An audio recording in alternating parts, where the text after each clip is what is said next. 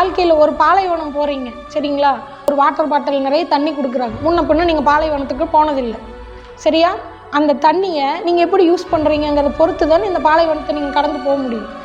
ஒரு தடவை பாலைவனத்தை கடந்தவனுக்கு அந்த தண்ணியோட வேல்யூ தெரியும்.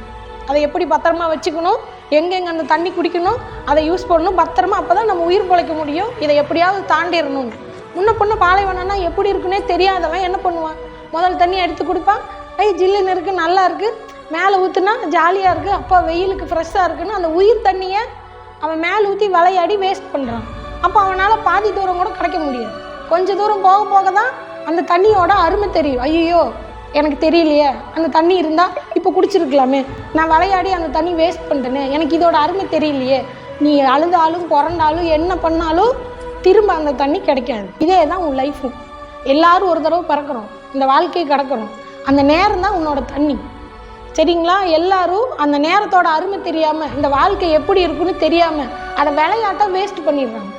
வேஸ்ட் பண்ணதுக்கப்புறம் ஐயோ நான் முதல்ல தெரிஞ்சிருந்தா நான் வாழ்க்கையை அப்படி வாழ்ந்துருப்பேனே இப்படி வாழ்ந்துருப்பேனே, நீங்கள் என்ன அழுதாலும் புரண்டாலும் அந்த நேரம் திரும்ப கிடைக்காது. அது நம்மளை தாண்டி கடந்து போயிட்டே இருக்கும். நம்மளோட நேரத்தை என்றைக்குமே வேஸ்ட் பண்ணக்கூடாது சரிங்களா. நேரங்கிறது தான் லைஃபு. நேரம் தான் ரொம்ப முக்கியம்.